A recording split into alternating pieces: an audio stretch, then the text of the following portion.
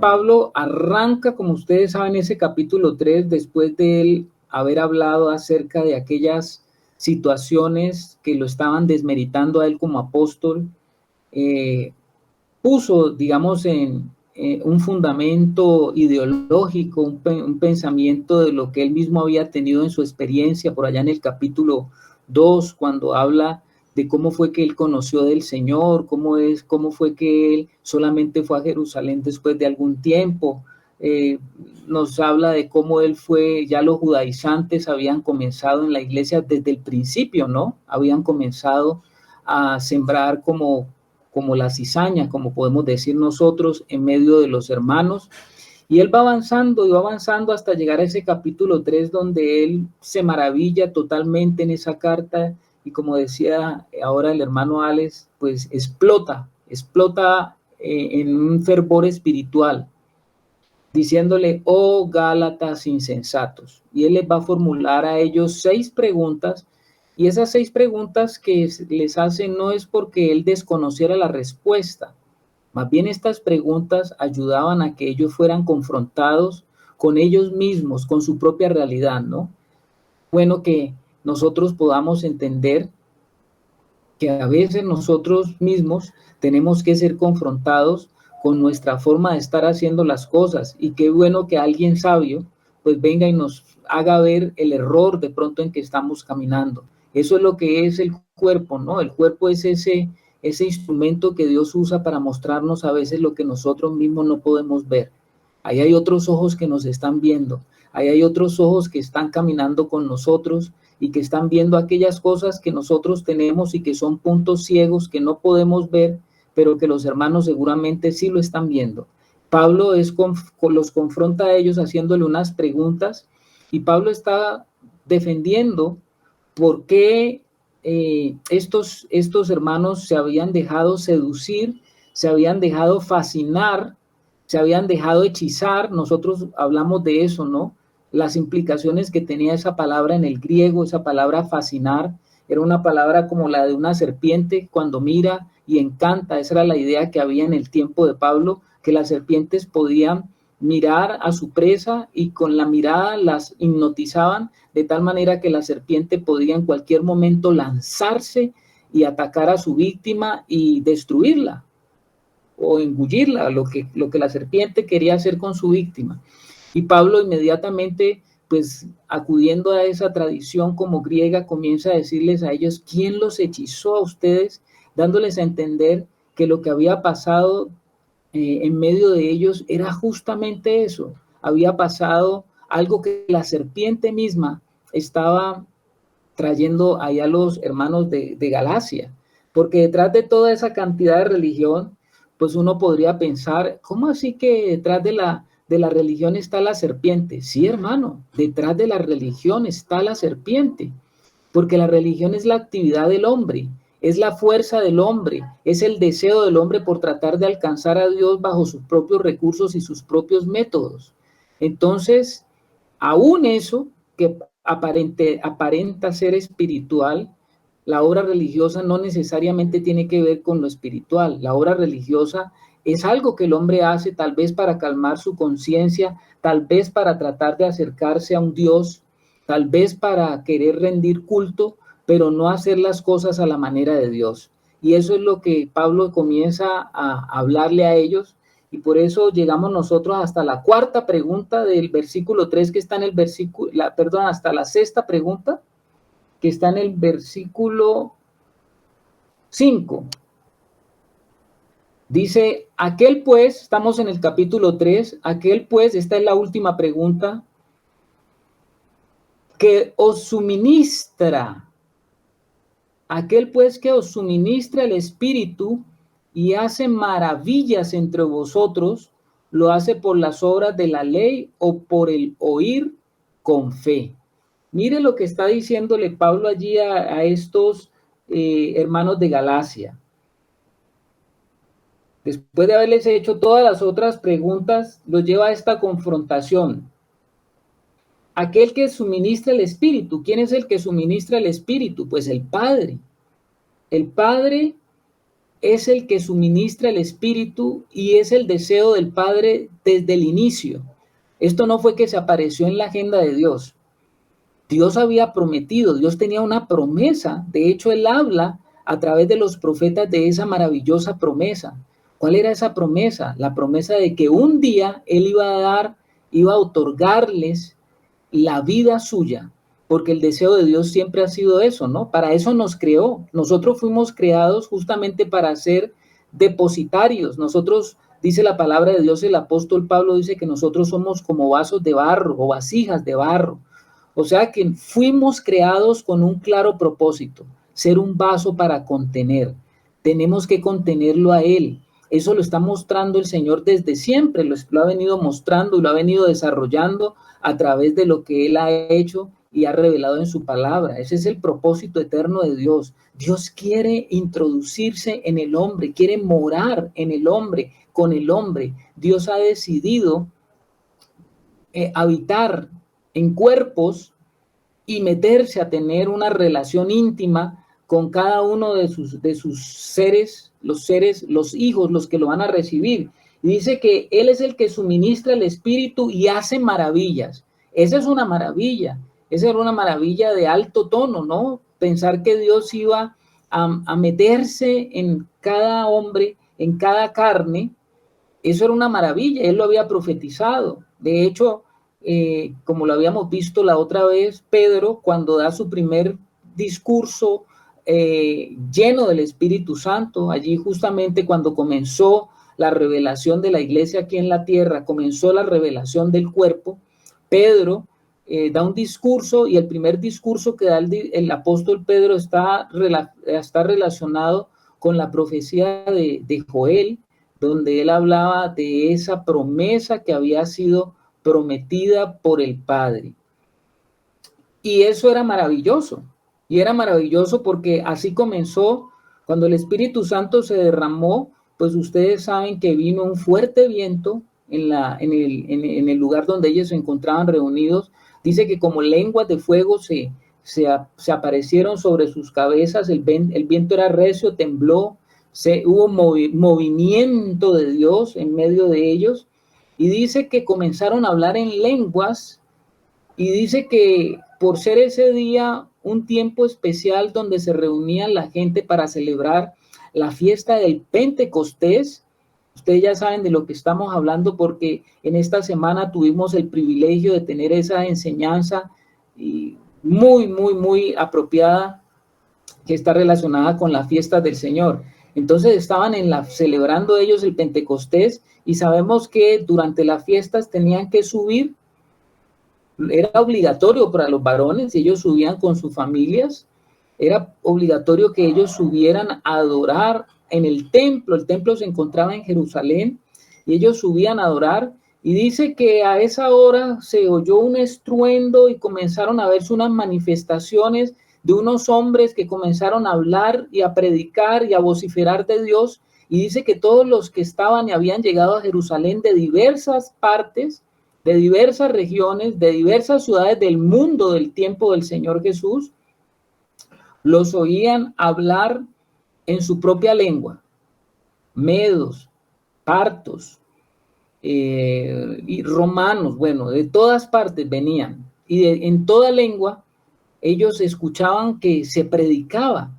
Entonces eso fue una maravilla que hubo en medio de ellos, y eso dejó como la constancia que Dios estaba marcando ese momento como un momento especial, porque todos ahora sí podían entenderse. Todos podían entenderse. Aunque venían de diversas regiones y aunque habían diversas lenguas, el Espíritu Santo se manifestó en ese momento, haciendo que de todas esas regiones escucharan el Evangelio y lo comenzaran a escuchar y lo comenzaran a entender, y de tal manera que se cumplió algo maravilloso. ¿Qué fue lo maravilloso que ahí ocurrió? ¿Recuerdan ustedes que cuando allá en Génesis los hombres se reunieron, quisieron reunirse, Dios les había mandado a esparcirse, pero ellos no quisieron, como siempre el hombre llevándole la contraria al Señor, y dice que ellos se reunieron todos y comenzaron a edificar una torre, y una torre de adoración, donde ellos querían hacerse un nombre, querían quedarse todos juntos, y dice que comenzaron a construir esa torre con ese deseo, con ese anhelo. Eso en la Biblia se conoce como la historia de la Torre de Babel, y dice que comenzaron a elevar, y la cosa iba funcionando, hasta que el Señor vino y los visitó, y dice que el Señor confundió entonces las lenguas de ellos, y dejaron de construir justamente la torre, porque desde ese momento se crearon como las lenguas, los idiomas, los dialectos que ha vivido el hombre. El Señor dividió esa capacidad que tenía el hombre en ese momento, y cada uno entonces no se podía entender, y desde ese momento se tuvieron que abrir y se comenzaron a expandir como lo que Dios había mandado. Siempre el Señor está cumpliendo lo que Él quiere hacer. No perdamos nunca eso de vista. El Señor tiene el control de todas las cosas. Se logró el objetivo del Señor, que era que el hombre se esparciera. Esa torre quedó allí a merced porque no se terminó, quedó como una obra inconclusa, monumento a lo que Dios hizo en medio del deseo del hombre de querer robarle la gloria a Dios. Ahí quedó ese monumento establecido en medio de todo ese desierto. Y entonces, ahora el Señor, en la venida del Espíritu Santo, hace la cosa contraria. Ahora que habían gentes de muchas partes, con muchos idiomas, muchas lenguas, muchos dialectos, ahora el Señor unificó la lengua para hablarle al hombre en la lengua del Espíritu, en el lenguaje del Espíritu, porque si estamos en el lenguaje del Espíritu, entonces nos vamos a poder entender. Ahí ya no hay confusión. Cuando entramos en el ámbito del Señor, si estamos en su ámbito, vamos a podernos entender. Y esto es lo maravilloso, que ahí eso fue una maravilla y un milagro que hizo el Señor. Entonces está diciendo la palabra que aquel pues que suministra el Espíritu y hace maravillas entre vosotros, ¿cómo es que Dios hace las cosas? Pablo los está confrontando a ellos y le está diciendo, bueno, a ver, ustedes enséñenme a mí, díganme a mí, a ver, persuádanme a mí. ¿Cómo creen ustedes que Dios lo hace las maravillas, muestra su poder? ¿Cómo fue que Dios finalmente pudo levantar a Jesús de la muerte? ¿Lo hace por las obras de la ley o por el oír con fe? O sea, esto es una confrontación fuerte que les está diciendo Pablo a ellos, ¿no? ¿Ustedes creen que todo lo que les prediqué, les hablé, les compartí, es porque esto se hace porque se ha obrado por la ley? No, pues les estaba diciendo Pablo, ustedes mismos, yo les hablé a ustedes y ustedes creyeron por la fe y hubo manifestaciones de poder en medio de ustedes. Yo les leí a ustedes, hermanos, en Hechos, en el capítulo 14, que narra justamente la llegada de Pablo a estas regiones de Galacia. Allá, ¿se acuerda que yo les mostré a ustedes? Voy a volver, vamos un momentito solamente allí, a Hechos 14. Vamos a Hechos 14 un momentito, por favor. Y en Hechos 14,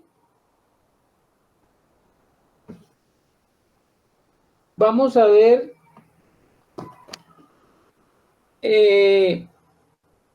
Hechos 14. ¿Ya lo tienen, hermanos? Sí, ya lo tengo, Carlitos. Lee, por favor. Desde el 1. Desde el versículo 1 hasta el 3. Dice: aconteció en Iconio que entraron juntos en la sinagoga de los judíos y hablaron de tal manera que creyó una gran multitud de judíos y asimismo de griegos. Mas los judíos que no creían excitaron y corrompieron los ánimos de los gentiles contra los hermanos. Por tanto, se detuvieron allí mucho tiempo, hablando con denuedo, confiados en el Señor, el cual daba testimonio a la palabra de su gracia, concediendo que se diesen por las manos de ellos señales y prodigios. Hasta ahí ya le cito. ¿Qué es lo que nos está diciendo la palabra? Cuando ellos llegaron a esta región, a Iconio, que pertenece justamente a esta parte que estamos viendo, era de la región de Galacia, dice que ellos se detuvieron mucho tiempo, hablando con denuedo. Hablar con denuedo es hablar con un peso de lo que se está diciendo. Hablar con denuedo es hablar sin gastar palabras ociosas, sino que es estar metido en la palabra de la gracia, porque ellos están hablando de la gracia, y dice, y Dios permitió, concediendo que se hicieran por la mano de ellos señales y prodigios.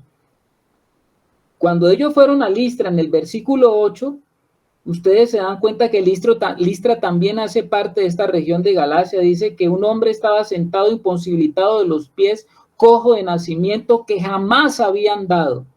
Esto yo hablar a Pablo, el cual fijando en él sus ojos y viendo que tenía fe para ser sanado, le dijo a gran voz, levántate derecho sobre tus pies, y saltó y anduvo. Eso causó un revuelo en Listra, de tal manera que a Pablo y a Bernabé los iban a coronar, les colocaron guirnaldas, los sacerdotes del templo de Listra los iban a llevar a sentar y los iban a hacer adorar, porque ellos decían, dioses han descendido. O sea que los hermanos de Galacia habían visto la manifestación del poder de Dios, y entonces Pablo les está recordando esto, les está diciendo, esas maravillas que se hicieron entre vosotros, ¿se hicieron por las obras de la ley o solamente porque ustedes nos escucharon cuando estuvimos hablando con denuedo del Señor, que se derramó el Espíritu y nos permitió en medio de ustedes hacer señales, maravillas, prodigios, y ustedes creyeron? Y eso no fue por la ley, eso fue por el oír con fe. Mire cómo Pablo los estaba llevando allá, ¿no? Los creyentes de Galacia parece que habían olvidado de cómo fue que Dios derramó su espíritu y cómo obró milagros entre ellos. Sus mentes estaban siguiendo el razonamiento de los maestros que estaban promoviendo la ley de Moisés. Entonces, como Pablo va a seguir hablando y los va a seguir a ellos confrontando, plantando argumentos sólidos, porque las preguntas que Pablo hace allí, las 6 preguntas que Pablo hace desde el versículo 1 al versículo 5, él las va a seguir desarrollando a través de toda la carta. Él les hace la pregunta, Pablo sabe que ellos saben la respuesta, pero que ellos de alguna manera fueron seducidos y persuadidos a escuchar a aquellos hombres que venían a introducir y a judaizarlos a ellos. Entonces Pablo les va a dar a ellos ahora, como dice uno aquí en Colombia, sopa y seco en la parte doctrinal, en la parte de la enseñanza profunda, porque Pablo va a partir justamente del fundamento de los judaizantes para judaizar, y sobre todo en lo relacionado con lo que ellos querían sembrar entre el pueblo de los Gálatas, que era la circuncisión. Entonces, ¿a quién creen ustedes que Pablo va a comenzar y se va a ir por esa línea a tratar sobre el tema de la circuncisión? Pues al origen, a donde se inició esto de la circuncisión, donde se inició el establecimiento del pacto de la circuncisión que tuvo Dios con un hombre. Entonces Pablo los va a contextualizar y los va a llevar a ellos allá, los va a llevar a la circuncisión, cómo fue que se estableció, cómo fue que se dio, por qué se dio, y cómo es que Pablo les va a explicar a ellos. A partir de allí les va a ir respondiendo todas las preguntas que él mismo les ha hecho. Entonces ahora sí nos vamos al versículo 6. Versículo 6. ¿Por dónde tenía que comenzar Pablo si iba a hablar del origen de la circuncisión? ¿Por dónde tenía que comenzar? Es una pregunta para los oyentes, hermanos, que se encuentran. Abraham, mi hermano, Abraham. Ah, por Abraham, ¿verdad? ¿Y por qué por Abraham? Porque Abraham es el hombre que Dios usa, es el padre de la nación de Israel. Por aquí ha levantado la mano la hermana Rebeca. A ver, hermana. Sí, sí, Carlitos. Quería más bien hacer una pregunta. O sea, aquí vemos que Pablo habla mucho de esto, ¿no? Que a ellos eran reconocidos por las señales que les acompañaban, ¿no? Justamente por esto que dice, pues las maravillas, los milagros que se hacían a través de ellos, el Señor no obraba. Ahora mi pregunta es, ¿qué es lo que está pasando con el pueblo de Dios hoy? ¿Por qué no hay esa manifestación? ¿Por qué no nos siguen las señales, los prodigios? ¿Es acaso que necesitamos un nuevo Pentecostés, un derramar del Espíritu, el que se cumpla lo de Joel? ¿O por qué ahora no tenemos esas señales cuando el Espíritu Santo está obrando en nosotros? O por lo menos como lo habían en el tiempo de los apóstoles, ¿no? Entonces, sí, nosotros recibimos mucha palabra, pero ¿qué pasa con las señales que deben seguirnos? Esa es mi pregunta, Carlos. Ese es el respaldo que, digamos, ¿no? Que sería como un respaldo de que el Espíritu Santo está operando en nosotros. Ya, bueno, la pregunta que hace la hermana Rebeca es una muy buena pregunta. Es una pregunta que quizás muchos se la hacen, se la han estado haciendo, y a través de la historia de la iglesia, pues nosotros sabemos que la historia de la iglesia nos ha mostrado cómo Dios ha actuado a través de las diferentes épocas. Ustedes saben que, bueno, a ver, Germancito, ¿qué quieres decirnos, mi hermano Germán? No, termina la idea, lo que vas a decir y ahorita me permites dar una apreciación solo de lo que pregunta la hermana. Ok, ustedes saben, mis amados hermanos, que la iglesia es un cuerpo que ha venido pasando a través de los siglos por diversos tipos de experiencias con el Señor. Y justamente la iglesia comenzó con una gran manifestación de Dios sobre la tierra, de tal manera que la iglesia cuando se manifestó, pues se presentaban esas expresiones de Dios con señales, maravillas y prodigios que estaban en ese momento confirmando la palabra apostólica que había venido a través de justamente pues quienes comenzaron con el Señor. En la medida que va pasando el tiempo, ustedes saben que la iglesia también históricamente comenzó a tener un desarrollo donde la iglesia comenzó a mezclarse y a unirse a diversos tipos de expresiones del mundo, y la iglesia llegó a confundirse con el mundo y muchas de esas cosas comenzaron a perder como el brillo, comenzaron a perder como la, como la realidad de lo que esas cosas y esas manifestaciones de Dios que seguían a los hombres de Dios, pues se daban en ese momento, hasta llegar hasta el oscurantismo. Muy poco es lo que se sabe desde esa época de los 3 primeros siglos, donde fue que se daban estas manifestaciones tan maravillosas. Muy poco después no se sabe mucho acerca de estas manifestaciones, y parece que la iglesia entró como en un proceso, como cuerpo de Cristo, como entró en otro proceso donde muchas cosas se perdieron, donde muchas cosas quedaron sepultadas, aún que la iglesia fue permeada por diversos maestros y maestros que condujeron a la iglesia por otros caminos, y mucho de lo que el hombre hizo pues vino a generar un extravío de la verdadera palabra de Dios, de lo verdadero de Dios, vino como a confundirse en medio de lo que estaba pasando, vino el oscurantismo y la iglesia entró como en un torpor de esa manifestación, como en un adormecimiento de esas manifestaciones de los dones y las manifestaciones de Dios. Pero por allá después, cuando comienza otra vez la reforma con Lutero, que comienzan a desempolvarse verdades que eran claras. Esas verdades eran claras en tiempos del apóstol Pablo, pero como cayó tanta tierra, tanto cierto mundo sobre la iglesia, pues esas verdades se fueron perdiendo, y lo que había comenzado en el espíritu comenzó a meterse y a convertirse fue en la manifestación de la carne del hombre en medio de lo que es de Dios. Y por eso algún hermano, algún momento hablaba de que la iglesia como tal entró en una etapa de oscuridad, entró en una etapa como de eso se llama como un eclipse, y de tal manera que muchas cosas de eso que pasaban se fueron perdiendo.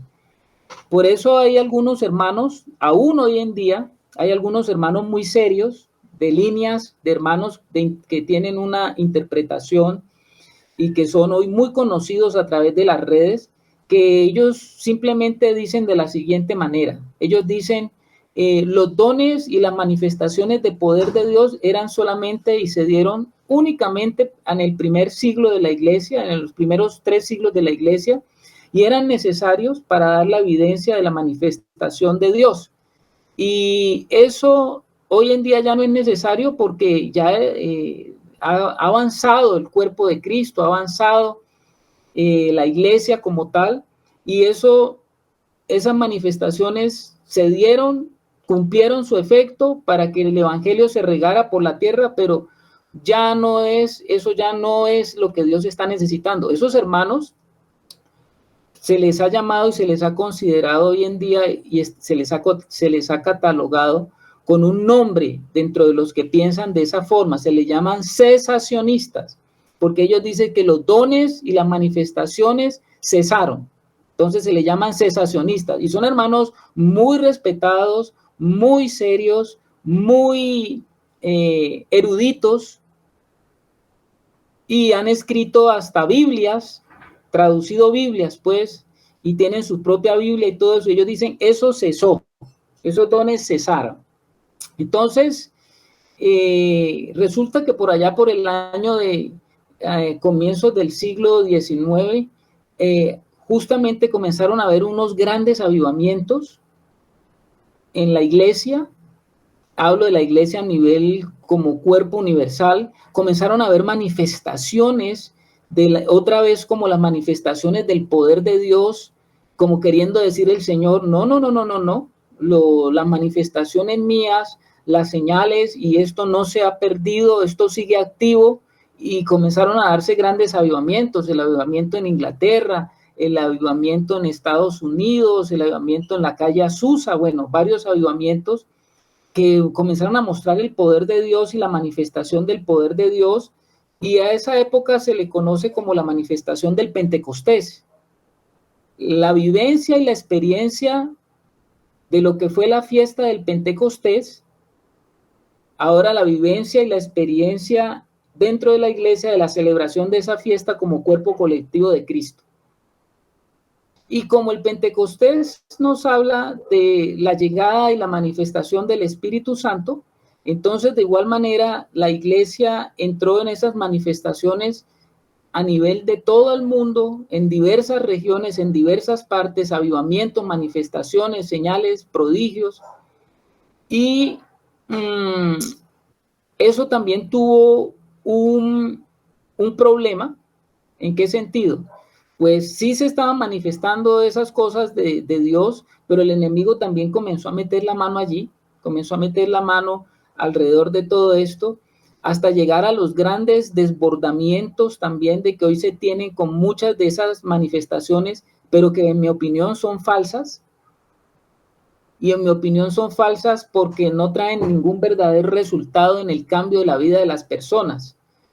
Y yo creo que como es la celebración del Pentecostés, ustedes los que estuvieron conmigo estudiando las fiestas del Pentecostés, ustedes recordarán que la fiesta del Pentecostés se celebraba justamente con panes con levadura. ¿Se acuerda que hablamos de eso? Que todo el mundo tenía que traer de su casa 2 panes para presentarlos.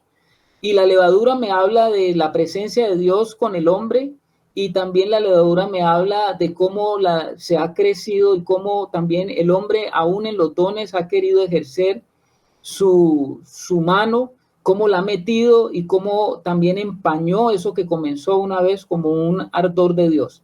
Bueno, toda esta grande explicación, mi hermana Rebeca, para decirte que si hay algo que últimamente ha estado el Señor levantando y restaurando es el ministerio de la palabra. Así lo entiendo yo.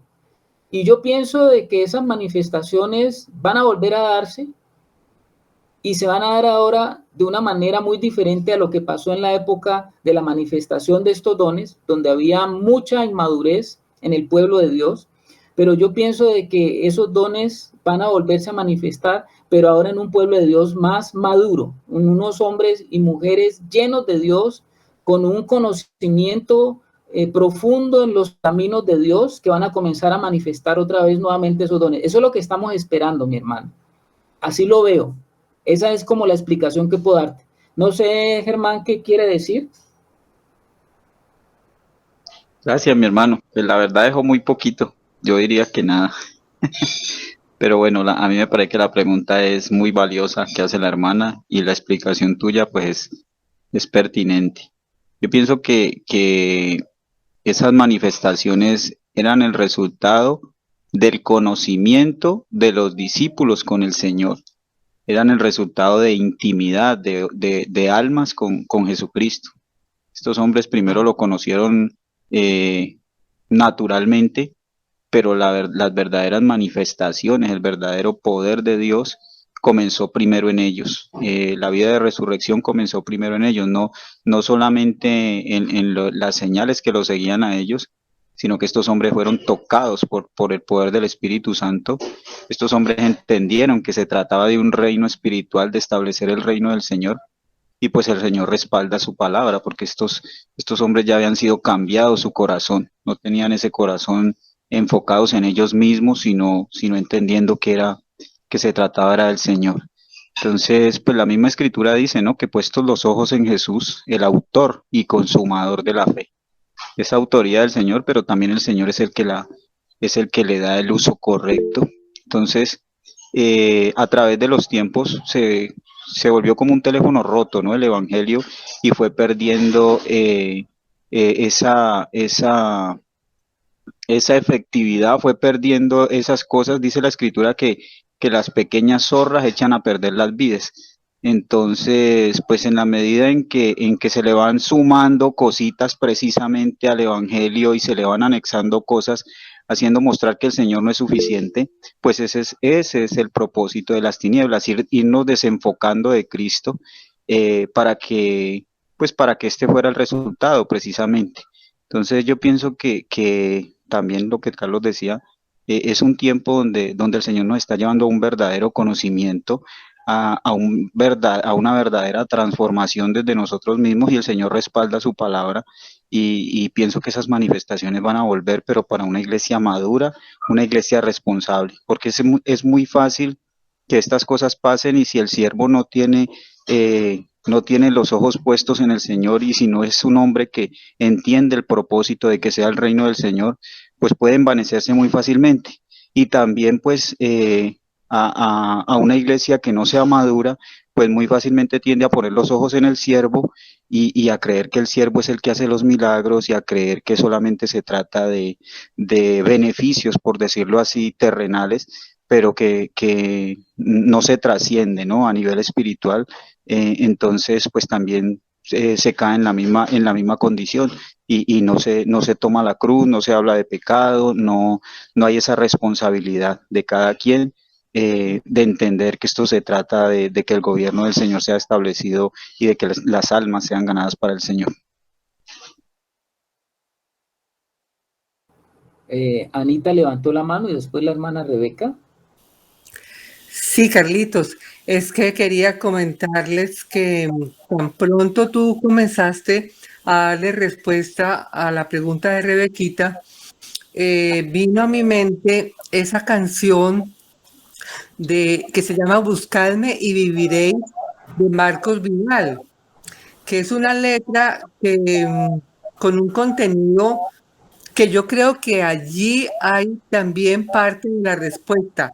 Y para no alargar pues más esto y podamos proseguir, les voy a leer apenas un pedacito y luego cuando termine la reunión, les comparto toda la letra de la canción.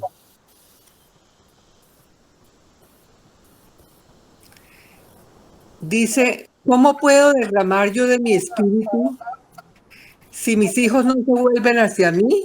Ahora cíñete como un varón valiente, yo hablaré y tú me contestarás a mí.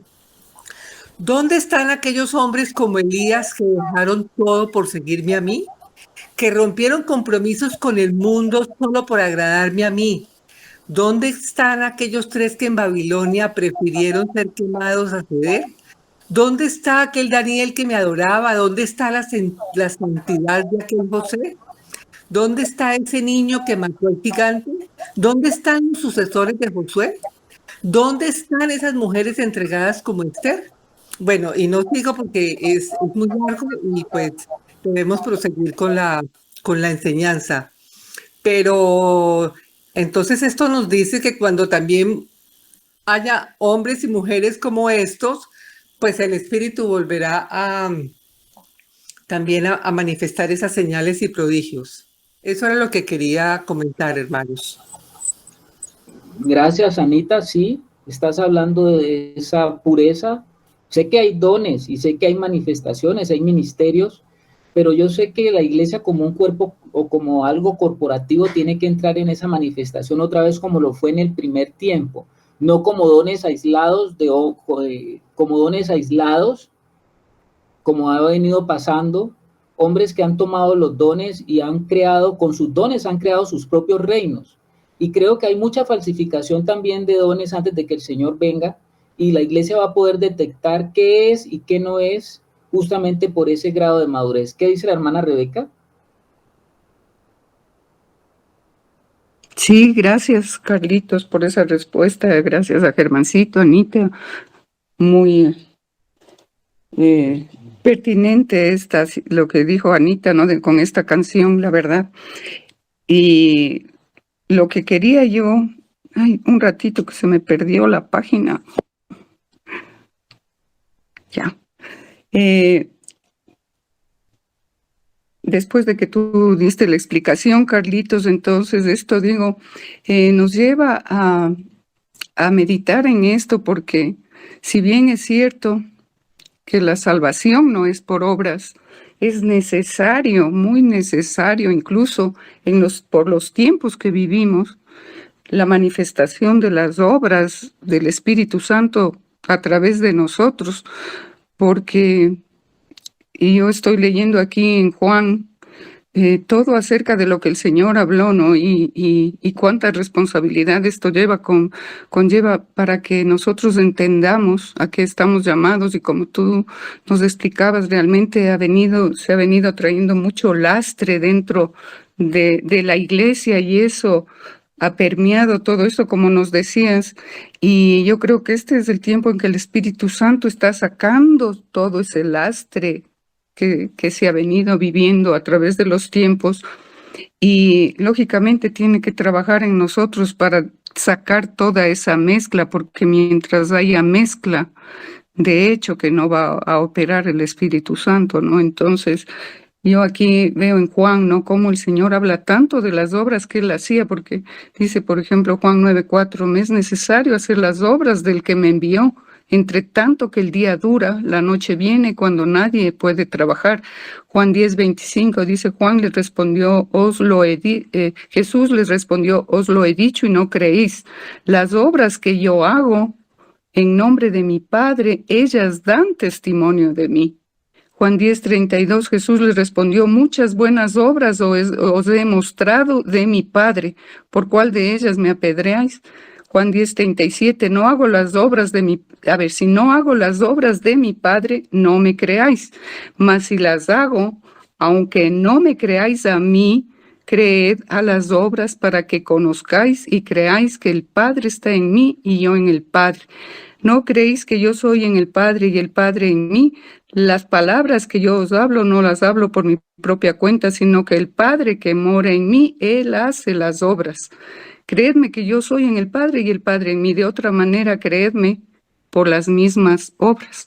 Entonces, qué importante es en este mundo. Yo creo que sí, el mundo está cansado de palabras, de palabras, y ya por eso es que no hace mucho caso ahora ya del Evangelio. Pero el momento que el mundo vea una manifestación, y que es lo que nos dice Romanos, ¿no? Que la tierra mismo, la creación misma está aguardando por la manifestación de los hijos de Dios, para ella misma ser libertada, la libertad gloriosa de los hijos de Dios. Entonces yo pienso que eso es lo que va a impactar al mundo, porque el Señor dijo, de hecho, que mayores cosas que las que Él hizo haremos. Entonces yo creo que sí es el tiempo pertinente, puesto que la ciencia ha avanzado tanto y sabemos que están queriendo con la ciencia reemplazar aún las obras de Dios. Yo creo que sí, Dios va a levantar una iglesia gloriosa que rebase lo que la ciencia hace en este momento. Tiene que ser así, porque para ser mayor que lo que la ciencia está haciendo, por eso el Señor dijo que mayores cosas que las que Él ha hecho haremos, ¿no? Porque es pertinente en este tiempo de tanta tecnología, de tanto avance de la tecnología, y cómo el enemigo está usando la tecnología para irse en contra aún de las leyes naturales que Dios ha puesto, y a través de la tecnología creer que Él va a reinar en esta tierra, ¿no? Entonces, yo creo que sí, el Señor está queriendo levantar esa iglesia gloriosa, y que vamos a ver el avivamiento más glorioso de la historia de la humanidad, antes de que venga esa gran tribulación que no se verá, también que dijo el Señor que será cual nunca ha habido ni habrá. Entonces, sí, gracias, Carlitos. Yo creo que estamos claros en esto, y gracias por la respuesta de los hermanos también. Muchas gracias, Carlitos. Bueno, amén. Gracias, mi hermana Rebeca. Sí, efectivamente, muchas gracias. Trataste el tema, y porque yo creo que también era una inquietud que tienen pues muchos de los hermanos. Hay esa inquietud también, y ahí ha estado.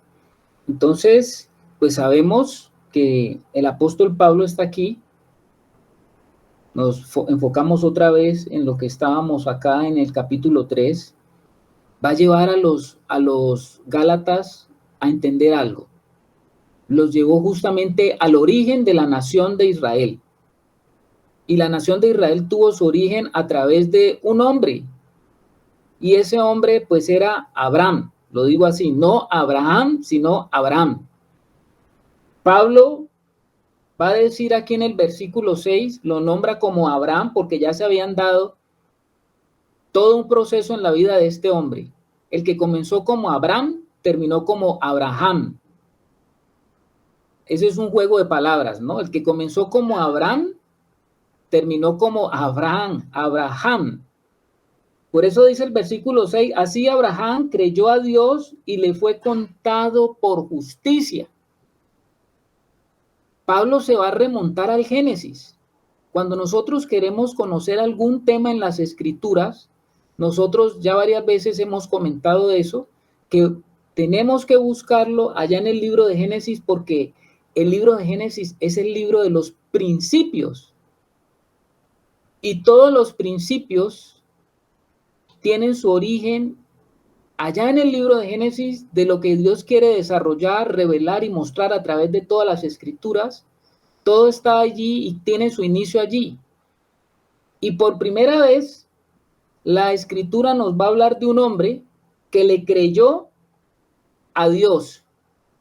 Ustedes saben que entre los cristianos de Galacia, ellos estaban pensando que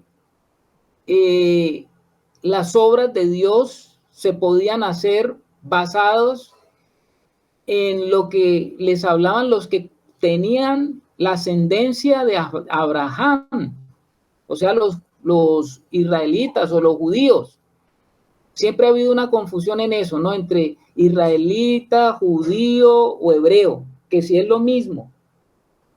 No necesariamente, porque Abraham era hebreo, y cuando hablamos de hebreo, no significa que él era propiamente israelita, porque la palabra hebreo significa el que viene, el que cruza del otro lado. Eso significa la palabra hebreo. Abraham era un extranjero.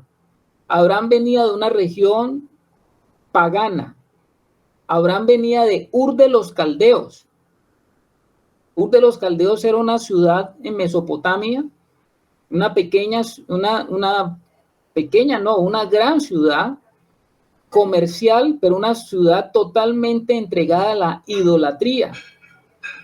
Y de allá Dios se le manifiesta a este hombre en medio de una generación como la que vivía Abraham, que era una generación totalmente idolátrica, esta región, y Abraham tuvo un encuentro con Dios y finalmente Dios lo llamó a salir de su tierra, de esa tierra, porque él le iba a mostrar una tierra. Y Abraham tuvo que atravesar ese gran río y tuvo que avanzar hacia la tierra prometida.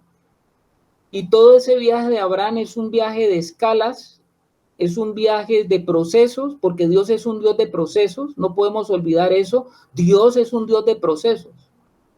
Y durante todo el camino, Dios estuvo llevando a Abraham a tener procesos de su vida, donde Dios comienza a mostrarse quién es para Abraham. El punto que está tratando Pablo era que uno podía ser justo, y les estaba diciendo a los Gálatas, les está diciendo, mire, uno puede ser justo según lo que la Escritura nos revela, y no tiene que ver la justicia con que usted haga las obras de la ley de Moisés. Recuerde que el problema de los Gálatas era que los cristianos los estaban obligando a guardar la ley o las obras de la ley de Moisés. Y Pablo le va a decir a ellos que Abraham no creyó en Dios. Eso no le está diciendo. Él les está diciendo, Abraham creyó a Dios. No es lo mismo. ¿Por qué no es lo mismo? Porque usted puede decir, sí, yo creo. Pero creer a Dios, como lo dice, Abraham creyó a Dios, quiere decir de que Dios en todos los procesos donde se le manifestó a Abraham, siempre Abraham terminó creyendo.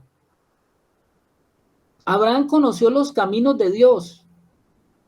No quiere decir que solamente él le creyó en una ocasión, sino que Abraham llevó una vida de fe, porque esa vida de fe, pues tuvo un inicio, tuvo un desarrollo y tuvo una cúspide. Abraham conoció a Dios, porque tuvo un relacionamiento con él. No solamente Dios se le apareció una vez y punto, y ya creyó, y él dijo, no, yo creo en Dios y listo. Sino que en todo el caminar y en todo su caminar de vida, él comenzó a conocer quién era Dios, él comenzó a conocer la verdad y él comenzó a sumergirse en una realidad. Y esa realidad le comenzó a dar sentido a la vida de Abraham.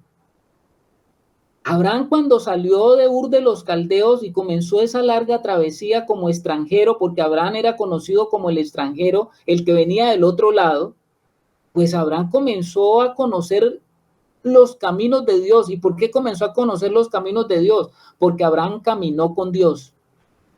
Y eso es lo que en el nuevo pacto se nos dice, la importancia de que nosotros entremos en la realidad espiritual de lo que es caminar con Dios. Porque Dios no solamente nos está diciendo que Él quiere que nosotros creamos, no, nosotros creemos en Dios. Pues Santiago por allá dice, eso no tiene ninguna gran cosa, porque hasta los demonios creen en Él. Lo importante es que le creamos a Dios, le obedezcamos en el caminar, y en la medida que vamos caminando con Él, le vamos conociendo y vamos a ver vamos dándonos cuenta quién es ese Dios que está dentro de nosotros. Yo les invito a ustedes a ver justamente allá en Génesis, el capítulo 17, versículo 1 y 2, que nos va a hablar un poquito sobre esto que Pablo quiere decir. Necesitamos ir allá al origen de lo que sucedió para entender un poquito más qué era lo que Pablo les estaba diciendo a estos hermanos de Galacia. Mire usted, allá en Génesis, en el capítulo 17,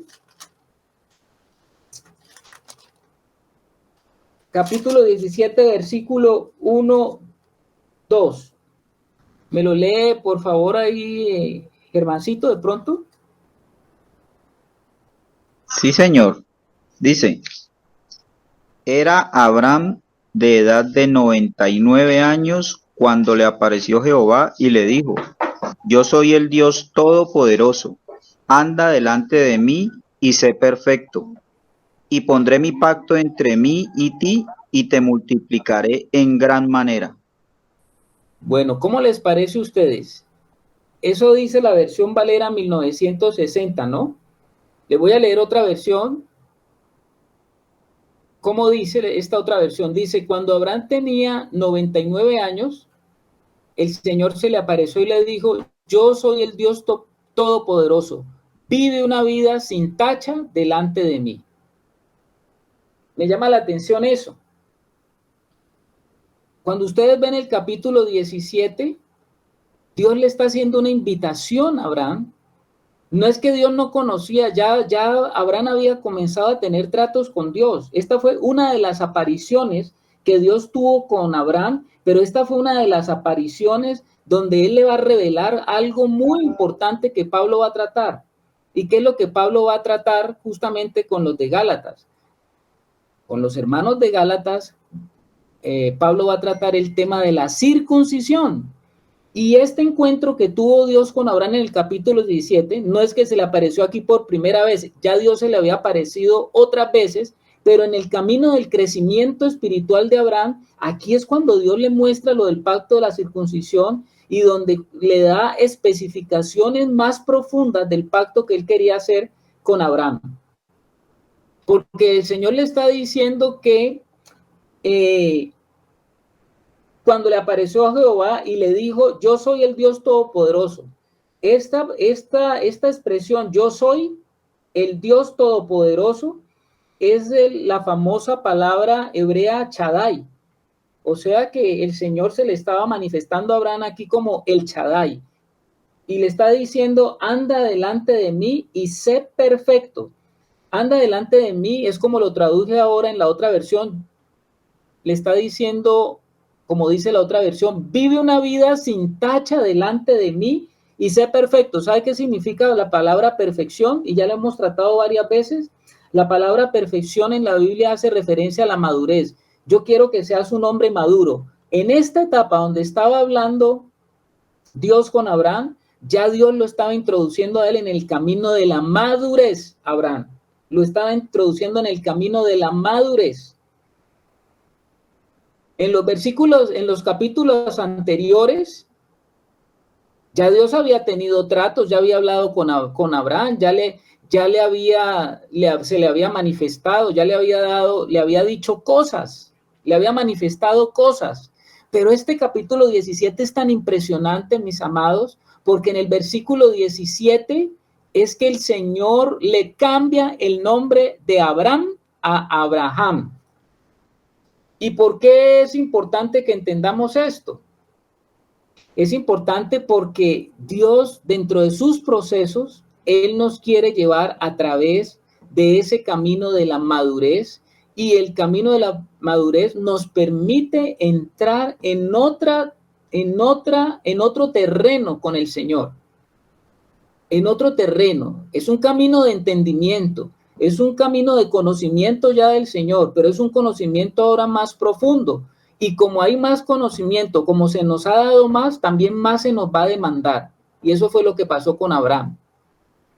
Ustedes saben que el Señor desde el capítulo 12 nos viene hablando de la relación que él comenzó a tener con Abraham. Pero él no le habló a Abraham de la circuncisión ni en el capítulo 12, ni en el 13, ni en el 14, ni en el 15, solamente hasta el 17. ¿Y por qué hasta el capítulo 17? Si usted lee la historia de Abraham, se va a dar cuenta de que a estas alturas, Abraham había sido despojado de muchas cosas. ¿Cómo le parece a usted? Abraham había sido despojado de muchas cosas. Había sido ya despojado de su tierra, por fin ahora sí ya estaba solo, porque lo que le había dicho a Abraham era que Dios a Abraham era que él quería que se fuera de esa tierra y se fuera lejos de su parentela. pero ustedes recordarán que primero se fue el papá de Abraham con él, llegó hasta cierto lugar, allí tuvo que morir, después siguió caminando Abraham y se fue con su sobrino, con Lot, después tuvo que perder a Lot debido al problema que se presentó entre los pastores de Lot, los trabajadores de Lot y los de Abraham, se tuvieron que separar. A esas alturas ya Abraham había tenido que despedir a Agar, había perdido a Ismael, o sea, había perdido muchas cosas. Y justamente cuando Abraham había perdido tantas cosas en su vida, es que Dios se le aparece como el Shaddai, como el Todopoderoso. Y le cambió el nombre por Abraham. Entonces, ¿qué es lo que entendemos? Que Abraham tenía que pasar por un cambio radical. Dios parece que le estaba diciendo a Abraham, ahora debe ser circuncidado. Si no te circuncidas, no podré cumplir mi propósito en ti, ni por medio de ti. Tenaz eso, ¿cierto? ¿Qué dice la hermana Janet? Yo no sé, yo lo que quería como aportar ahí es que pues a su pena de que Abraham había perdido muchas cosas, ya el Señor allí le había entregado la promesa a él y le había entregado también en cierta forma una autoridad, digamos, una autoridad legal, porque lo que el Señor le dijo a Abraham es que en él serían benditas todas las naciones de la tierra. Entonces digamos que él había perdido, pero también ya tenía la promesa, ¿no? Exactamente, tenía la promesa, pero él todavía no tenía lo necesario en su vida para que esa promesa se cumpliera. Entonces, ¿qué era lo que tenía que perder a Abraham para verdaderamente llegar a entrar en la experiencia de las promesas que Dios le había dado? Sin que eso ocurriera, no podían las promesas operarse en la vida de Abraham. ¿Sabe qué tenía que sufrir Abraham para poder ser dignatario de las promesas? Pérdida. ¿Cómo así pérdida? Claro, porque cuando estamos hablando de circuncisión, ¿de qué estamos hablando? De perder un pedazo de algo. ¿Cierto? ¿Y qué es lo que tenía que perder Abraham para poder ser dignatario de las promesas? ¿Qué significa la circuncisión? Corte de carne, cortar la carne. O sea que el Señor le estaba hablando a Abraham de algo muy serio. ¿Qué dices, Janet? Sí, pero es que precisamente para mí, por ejemplo, hay el tema de la circuncisión que tuvo que operar en Abraham. Es un tema que, pues para mí lo que manifiesta el Señor con él, en eso es como un cumplimiento y un pacto, o sea, que Dios estaba cumpliendo su pacto con él. Vamos a ver un poquito más detalladamente. ¿Qué dice mi hermana?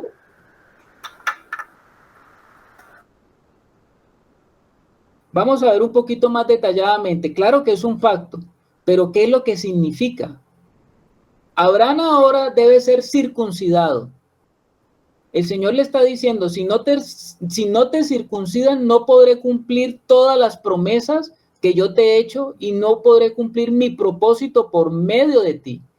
Para tener un pueblo que cumpla mi propósito, debe existir una simiente, porque ya el Señor le había hablado, y de esa simiente brotaría un pueblo, y ese pueblo poseerá la tierra en la cual tendré dominio, edificaré mi templo para mi expresión y encontraré reposo. Eso era lo que el Señor le estaba mostrando a Abraham.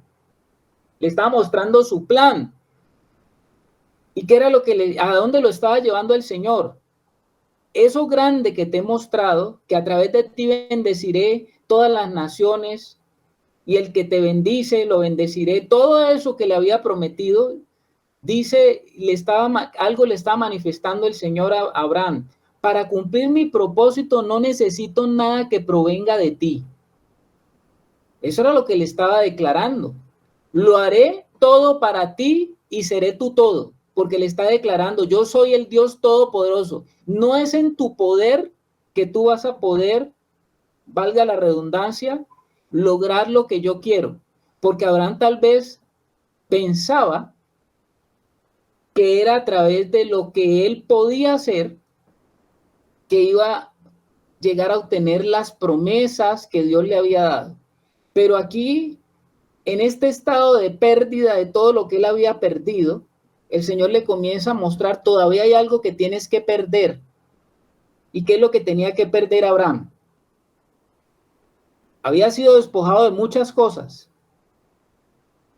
Se había cumplido lo que el Señor le había dicho, dejarás a tu parentela.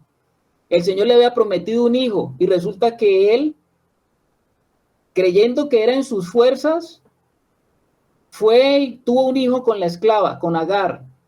Y el Señor tuvo que decir y mostrarle que sí, él le había prometido un hijo, pero no era a través de cómo él quería hacer las cosas y que la promesa todavía seguía pendiente.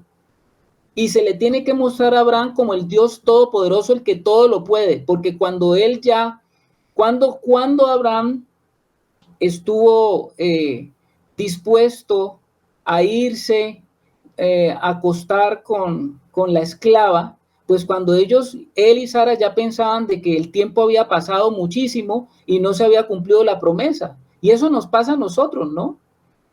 Nosotros a veces el Señor nos ha dado promesas y no vemos que se están cumpliendo y nosotros comenzamos a decir, ¿no será que lo tengo que hacer de esta forma? ¿No será que es a la manera como yo hago las cosas, sino que el Señor todavía no me ha mostrado eso? Y así exactamente lo hizo Abraham. Él creía que Dios se había tardado mucho y dijo, no, pues será a través de ese método que Él me va a dar el hijo. Y el Señor tuvo que decirle, no, Señor, no es así.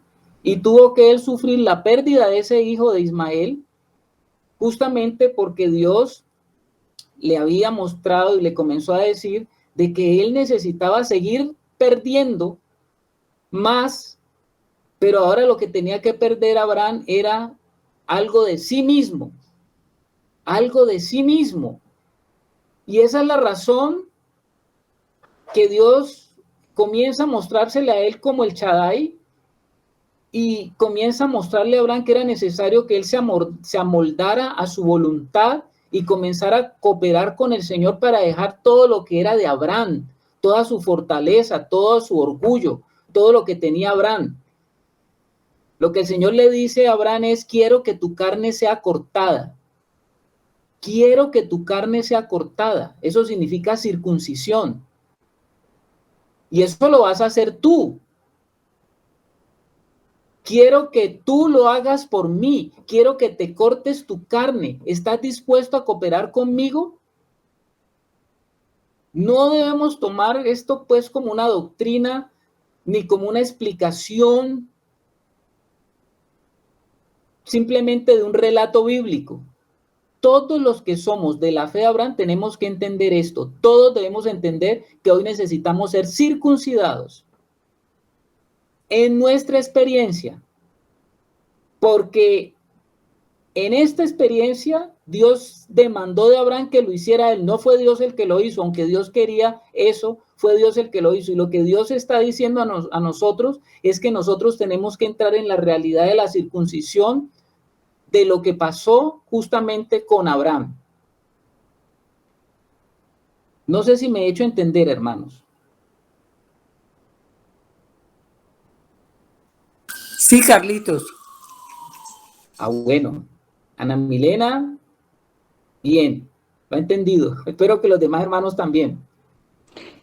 Carlitos, bueno, el Señor nos habla a nosotros de la circuncisión del corazón, ¿no? Ahora, como hijos de Dios, nos habla ya de la circuncisión, pero del corazón, o sea, ya no este tipo de circuncisión que, como todo lo que el Señor hacía en ese tiempo, era como una sombra de lo que había de venir. Entonces nosotros tenemos que entrar en esa circuncisión del corazón y lógicamente sacar toda la carne también que hay en nosotros, ¿no? O sea, vimos Claro, mi antes. hermana. Claro. Claro. Es Y que, así, bueno, claro, sigue. lo que está diciendo la hermana es así. Es que la circuncisión ¿En qué consiste? La circuncisión consiste en quitarme carne,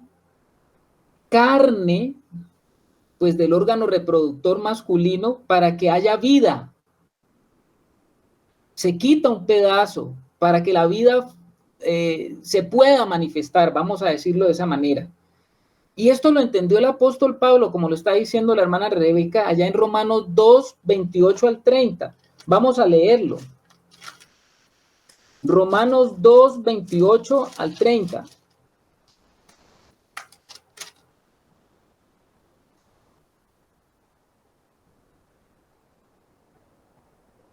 Y esto es lo que nos estaba queriendo decir la hermana cuando Pablo en Romanos habla sobre el tema y dice de la siguiente manera: pues no es judío el que lo es exteriormente, ni es la circuncisión la que se hace exteriormente en la carne. Aunque a Abraham se le exigió eso, el Señor le estaba mostrando a Abraham allí principios espirituales que nos quedaron a nosotros para que ahora nosotros en el cumplimiento de la promesa entendamos que este principio espiritual también nosotros lo tenemos que vivir. Pues no es judío el que lo es exteriormente, ni en la circuncisión, ni es la circuncisión la que se hace exteriormente en la carne, sino que es judío el que lo es en lo interior, y la circuncisión es la del corazón, en espíritu, no en letra, la alabanza del cual no viene de los hombres, sino de Dios. La circuncisión fue hecha en nuestra vida cuando nos acercamos al pacto nuevo, al nuevo pacto, y ahora tenemos que entrar en la experiencia de esa circuncisión.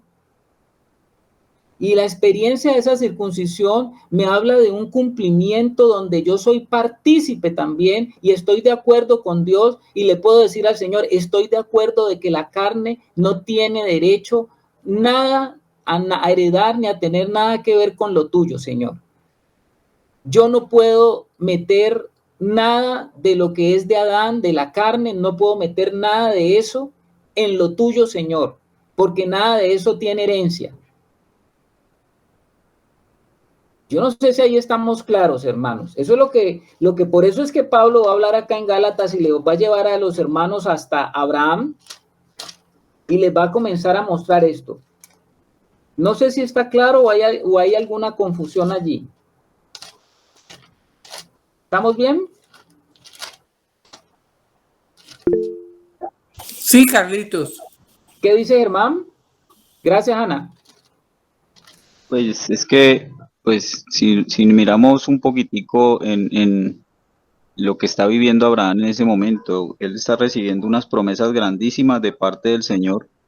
Entonces, si yo recibo una promesa de parte de Dios, Él me dice que me va a dar muchas cosas, pues naturalmente cualquiera piensa que Dios lo va a fortalecer para que Él alcance todas esas cosas. Pero resulta que aquí el Señor le está diciendo que no lo va a fortalecer, sino que por el contrario lo va a debilitar. Pero le hace la invitación a Abraham, ni siquiera le dice lo voy a hacer yo, le dice tú lo tienes que hacer. Entonces, si usted está dispuesto a creer que todo esto que yo le estoy diciendo es posible y es cierto, pues haga también esto. Entonces, pues ahí hay una lucha en el corazón muy grande y es esa fe que inicialmente fue solamente para salir de ese lugar en que él vivía y comenzar a ver la mano de Dios en su vida, pues ahora es una fe que lo quiere llevar a una realidad mucho mayor, es una demanda más grande. Entonces, eso es para nosotros también meditar, ¿no? Cómo realmente para entrar en una vida de reino, pues también hay una responsabilidad nuestra, entender que Cristo mora en nosotros, pero que si realmente yo quiero que el mandamiento esté escrito en mi corazón, pues eso es solamente que el Señor se entrone en nosotros para que nosotros podamos acceder a esa vida de reino también, ¿no? Porque es que aquí le está haciendo unas promesas en lo natural, pero son sombra, ¿no? Del reino de Dios. Pero pues es eso, es entender que nosotros no alcanzamos la plenitud de la vida en Cristo en nuestras fuerzas, sino por el contrario, si yo estoy dispuesto, si yo estoy en acuerdo con Dios para ser debilitado y para que sea en las fuerzas del Señor, con su Espíritu, pues ahí es donde voy a ver el cumplimiento. Gracias, Germancito. Sí, Señor, tienes toda la razón, mi querido hermano. Todas las promesas están allí. Y Abraham las entendió y sabía en qué consistían. Y tal vez él quería poner su granito de arena, o tal vez no su granito de arena, sino que él quería poner su brazo para que esas promesas se dieran en él. Pero lo que el Señor lo lleva en esta experiencia de Génesis 17 es decirle, no, Señor, no es así como usted cree. No es así, porque toda circuncisión, ¿qué es lo que produce? Pues toda circuncisión, hablando en el plano natural, lo que produce es dolor. Lo que produce es quietud. Lo que produce es no estar habilitado. ¿Cómo vale, Germán? Debilitamiento también, mi hermano. Exactamente. Todos saben que la circuncisión produce es inhabilidad, estar en ese momento inhabilitado. Digamos que ese es el lado negativo en el que participamos de la circuncisión, pues sabemos que cortar la carne produce siempre dolor y es muy doloroso. Pero la circuncisión tiene también un aspecto positivo. Por un lado está lo negativo, que podríamos decir el dolor que produce la circuncisión, pero ¿cuál es el aspecto positivo? ¿Qué va a pasar cada vez que se va apartando lo de la carne de nosotros? Cada que se va separando lo que es de la carne de nosotros, ¿sabe qué parece? ¿O qué aparece? La vida de resurrección, que tiene que ver con la nueva realidad de vida que tenemos en Cristo Jesús. Hablando ya en la aplicación del nuevo pacto. ¿Qué dice, hermana Janet? No, que precisamente pues lo que usted acaba de decir, hermano, es lo que yo pienso, ¿no? O lo que entiendo en el espíritu, que precisamente la circuncisión física es como la circuncisión que se hacía en esa época, en la época de la ley, es como la circuncisión a la cual nos llama el Señor del corazón, que fue lo que dijo la hermana Rebeca, y eso significa morir lentamente, o sea, morir lentamente a las cosas de la carne para que la vida del espíritu pueda ser la que se exprese en nosotros. Exactamente, mi hermana. Tenemos, como lo decíamos ahora, la parte negativa que tiene que ver, oiga, es un proceso, porque ya dijimos que Dios es un Dios de proceso. Nuestro Señor ama los procesos y nos muestra todo a través de procesos. Llegar hacia la madurez es un proceso, y es un proceso doloroso porque crecer duele. Eso lo sabían y nos lo decían las mamás cuando estábamos en esa etapa de crecimiento, que nos estábamos alargando, ¿cierto? Entonces, ¿qué es lo que Pablo está diciendo en esta figura? Abraham le creyó a Dios, pero creerle a Dios cuesta. Creerle a Dios trae los procesos de Dios, porque creerle a Dios implica meterse en los caminos de Dios y comenzar a caminar la vida con Él. Entonces la parte negativa duele, porque cuando nuestra carne es cortada nos duele. Que el Señor nos permita a nosotros, como decía el apóstol Pablo, hacer morir lo terrenal en vosotros. Eso duele, porque hay muchas cosas a las cuales nosotros estamos acostumbrados, nos gustan, estamos habituados, estamos totalmente complacidos con hacer muchas cosas, que en la medida que el Señor va hilando delgadito en nuestra vida espiritual, en la medida que vamos creciendo espiritual, hay cosas que el Señor ya no nos va a dejar ni nos va a permitir hacerlas. Y entonces ese proceso comienza a ser doloroso desde ese punto de vista. El cortar, el quitar, el apartar, el dejar atrás, el no confiar en lo que viene de eso que se está quitando. Esa es la parte negativa, pero la parte positiva es que el Señor quiere que cuando se haya apartado y cuando se está apartando lo que significa la carne, porque la carne está relacionada con el pecado y está relacionada con la muerte, cuando estemos apartando cada vez más esa carne, pues el Señor nos introduce en lo que queda después, o el aspecto positivo. ¿Cuál es el aspecto positivo? Cuando se va apartando la carne, va apareciendo lo que es la vida de Dios en nosotros, la vida de resurrección, que tiene que ver con la nueva realidad de vida. O sea que el significado positivo de la circuncisión consiste en introducirnos en la vida de resurrección, vida de resurrección. Ustedes saben una cosa muy importante que se lo recuerdo antes que le demos paso a Rebeca. La circuncisión solía hacerse al 8º día. Y el octavo día, el número 8, es el número de la resurrección. En tipología, el número 8 representa la resurrección.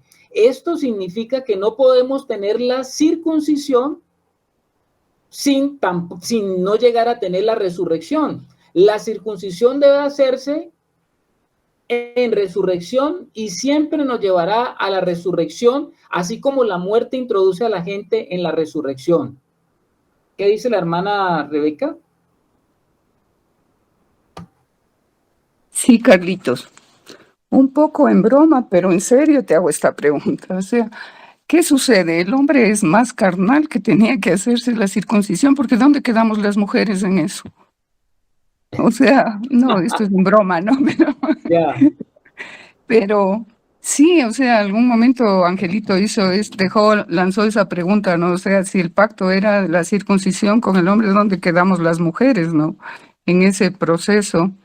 Bueno, gracias a Dios que ahora es la circuncisión de corazón y todos tenemos corazón. Pero, o sea, sí, o sea, ahorita se me viene, digo, bueno, el Señor le mandó al varón a hacer eso. ¿Será que el varón es un poco más carnal que la mujer? No. Vamos a ver eso un momentico. No, yo digo de broma, pero de hecho que el varón fue hecho de la tierra, nosotros ya fuimos hechos de la materia prima, entonces sí, ya fuimos hechos de la materia prima, pero sí, un poco, yo digo, no se refiere a eso, pero ¿cuál era el sentido de que el varón tenga esta señal de pacto y qué pasaba con la mujer, bueno, digamos en el tiempo de la ley, ¿no? Donde la señal de pacto era la circuncisión. Ya, No, eso ya es entendido. en serio.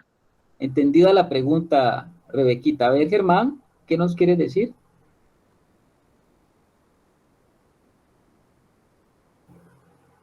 ¿Tú levantaste la mano, Germán?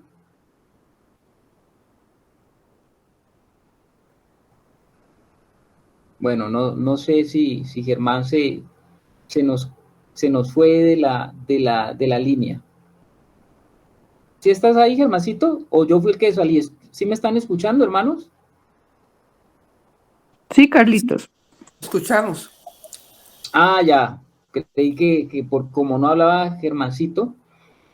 Bueno, la señal del pacto fue dada al hombre por la responsabilidad que el hombre tiene, pero no es porque la mujer no, sino porque el hombre es responsable dado que el hombre fue al que no es, la pregunta de Ángel que recuerdo en esa oportunidad era que entonces cómo se salvaba la mujer. Creo que él hacía esa pregunta. Es que la señal de la circuncisión no era para hacerse salvo o no salvo, la circuncisión era la señal del pacto que tenía Dios con el hombre. Y cuando hablamos del hombre, pues nos estamos refiriendo a que todo lo que Abraham y se incluía en Abraham, pues estaba bajo ese pacto. Creo que eso nos habla, pues, la señal del pacto para el hombre, como responsable de la creación. Y la mujer simplemente pues estaba cobijada por ese pacto en el varón, estaba bajo la cobertura del varón. Como decir, el hombre asume la responsabilidad de su esposa o de la mujer, en este caso, o de su pueblo. La mujer entraba en el pueblo y hacía parte del pueblo por nacimiento y el hombre tenía que llevar la señal. El hombre llevaba la señal del pacto. Bueno, más o menos. Entonces, la circuncisión nos lleva y nos habla de resurrección. Y la resurrección se da porque hubo muerte. O sea que la circuncisión introduce también a las personas en el concepto de la resurrección. Y eso es lo que nos habla el nuevo pacto cuando nos habla de que nosotros fuimos crucificados juntamente con Cristo y fuimos sepultados por Él y fuimos levantados en Él. Quiere decir que esa muerte en Cristo, esa sepultura también nos introducen a nosotros en la resurrección. Ahora, como esto es un evento espiritual en el nuevo pacto, cuando nosotros llegamos a nuestro fin y somos introducidos en la vida de resurrección, nos convertimos en una nueva persona, en la nueva creación. Eso es lo que Pablo va a hablar allá en Gálatas, más adelante en Gálatas 6:5. Leamos Gálatas 6:5. ¿Qué dice Gálatas 6:15? Perdón.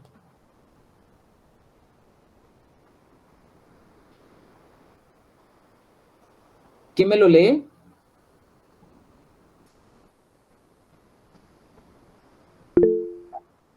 A ver, Germancito. Gálatas 6:15 me dices, ¿no, mi hermano? ¿Sí? Dice, porque en Cristo Jesús ni la circuncisión vale nada, ni la incircuncisión, sino una nueva creación. Wow, ¿qué es lo que nos está diciendo ahí el Señor? Bueno, vamos a redondear lo que hemos estado hablando acerca de la circuncisión. El aspecto positivo de la circuncisión es que nosotros, en la medida que vamos experimentando esa retirada de nuestra vida o de nuestra vieja naturaleza, lo que pertenece a la carne, va siendo retirado de nosotros, vamos comprobando cada día más que es esa vida de resurrección, y la vida de resurrección es lo que nos pertenece en Cristo con relación a la nueva vida, porque Cristo nos trajo la nueva vida y nos introdujo en la nueva vida, y cuando nos introduce en la nueva vida nos habla de la nueva creación. O sea que en el Señor Jesús tenemos novedad de vida, pero es una vida de una categoría más alta, es una vida de una categoría más elevada, es una vida que no tiene nada que ver con esta vida que está aquí en la tierra en este momento y que tiene que ver con la vida de lo que Adán ha hecho en esta tierra. La vida de Cristo, a pesar de que estamos aquí en esta tierra, se nos ha dado ahora en Cristo Jesús, y tenemos la vida de resurrección que nos permite entrar en la nueva creación, en la nueva vida, en el nuevo hombre, una nueva persona. Nos convertimos en una nueva persona. En la medida que experimentemos más el proceso más profundo en nuestra vida de lo que es la circuncisión, hablando espiritualmente, en la medida que se vaya retirando más de nosotros la carne, pues tendremos una mayor manifestación de la vida de Dios. Creo que eso es lo que quería el Señor mostrarle a Abraham, y se lo mostró justamente cuando le dice que es la señal del nuevo pacto. Y justo en este evento de la circuncisión es que Dios decide cambiarle el nombre a Abraham. Interesante, porque Abraham se llamaba Abram, sin esa H, ¿no? Abraham. ¿Y qué significa Abraham? Sin H. Abraham sin H significa el Padre elevado. O sea, como quien dice, el Padre que está engrandecido, el hombre que está colocado en una posición alta. Y Dios le cambia el nombre a Abraham por Abraham, que significa padre. Sí, sigue siendo padre, pero ya no es un padre que vive para sí mismo, ya no es un hombre engrandecido en sí mismo, ahora es un padre para muchos, porque el nombre Abraham significa padre de muchedumbre, eso significa Abraham, con H. Y eso significa de que el nombre que Dios le cambió a Abraham comenzaba a hablar de una nueva realidad a la que Dios necesitaba que Abraham entrara. Lo sacó de su vieja manera, de sus viejos sistemas, porque Abraham, a pesar de que salió de Ur de los Caldeos, él seguía llevando dentro de sí mismo todo lo como había sido configurada su alma a los sistemas babilónicos, a los sistemas que tienen que ver con la idolatría, a los sistemas que tenían que ver con su parentela, en lo que fue enseñado, en su cultura, en sus tradiciones, en todo lo que él recibió de su herencia natural como ser humano, y fue llevado por un proceso donde Dios lo sacó a él, lo llevó a la tierra que le iba a mostrar, se convirtió en un extranjero Y en cada paso que él iba dando tenía que dejar algo, tenía que dejar algo, tenía que dejar algo, hasta que lo llevó a este punto donde el Señor le dice, bueno, mi querido amigo, ya has perdido bastante, pero ahora necesito que tú comiences a entender que aún que has perdido cosas en lo natural, en lo físico, en lo que estás viendo, pero ahora necesito que entres en un proceso más profundo conmigo. Necesito que haya un corte interior en tu corazón, donde las cosas de la carne, de lo que es carnal, tiene que quedar cada vez más disminuido, porque yo soy el Dios Todopoderoso, el Shaddai, que va, todo lo que yo te prometí, lo voy a hacer y lo estaré haciendo, pero necesito que tú estés disminuido. A ver qué dice mi hermano Germán. Mira que hay un versículo antes de esto que nos compartías en Gálatas que me parece que es propicio para eso que está el Señor hablando. En el versículo 15 decía, porque en Cristo Jesús ni la circuncisión vale nada, ni la incircuncisión, sino una nueva creación. Y tú nos hablabas de que esa circuncisión era el octavo día, ¿no? Pues en el relato del Génesis dice que en 6 días creó Dios los cielos y la tierra, creó al hombre y que después de crear al hombre descansó. Pero aquí ya habla de un número 8, de un octavo día, por decirlo así, de nuevos comienzos. Y dice en el versículo 14, dice el apóstol Pablo, pero lejos esté de mí gloriarme, sino en la cruz de nuestro Señor Jesucristo, por quien el mundo me es crucificado a mí y yo al mundo. O sea que realmente la verdadera gloria, cuando yo me identifico con Jesucristo, es que el mundo me sea crucificado a mí y yo al mundo. ¿Por qué hago énfasis en eso? Porque para nosotros es muy fácil entender que nosotros estamos muertos para el mundo, porque el mundo ya no nos conoce, porque ya no engranamos en los sistemas del mundo. Pero ¿cuánto nos cuesta a nosotros entender lo que el Espíritu está diciendo aquí? Primero, está poniendo en orden primero a través de Pablo, por quien el mundo me es crucificado. Entonces nosotros, eso nos cuesta mucho entenderlo. Sabemos que estamos crucificados para el mundo, sabemos, vuelvo y digo, que el mundo no nos reconoce, que el mundo nos desconoce porque no somos del mundo, pero nosotros no queremos asumir esa responsabilidad, que realmente la verdadera gloria, cuando yo me identifico con Jesucristo, es que el mundo me sea a mí crucificado, que yo crucifique al mundo. Entonces es entrar en una realidad totalmente diferente para que se comience a manifestar. Mis intenciones son cambiadas, mis expectativas son cambiadas, porque entro en una dimensión totalmente diferente a las expectativas humanas que siempre tuve. Muy claro, mi hermano, muy claro, exactamente, muy claro, muy claro. Nosotros sabemos que en Cristo, cuando entramos en el Señor, pues sabemos que es el mundo, Él nos saca del mundo. Cuando experimentamos la salvación, pues Él nos saca de esa realidad, pero nosotros tenemos que entrar en esa realidad. Tú estás diciendo, como lo decía, como tú bien lo dices ahí en el pasaje, que dice, pero lejos de mí esté en mí en gloriarme, sino en la cruz de nuestro Señor, por quien el mundo me es crucificado a mí y yo al mundo. A nosotros ya no fue crucificado el mundo en el Señor Jesucristo, pero ahora yo tengo que ser crucificado al mundo, y eso es una decisión que yo tomo. Si lo voy a querer vivir o lo voy a querer hacer realidad en mi vida. Y eso solamente se logra, el único instrumento cortante que me permite a mí una circuncisión, el único instrumento cortante que me permite a mí experimentar la circuncisión es la cruz. La cruz es el elemento y la espada que Dios utiliza para comenzar a hacer esa separación, y es la decisión que yo tomo. El que quiere ser mi discípulo, niéguese a sí mismo, tome su cruz cada día y sígame. Es una decisión personal.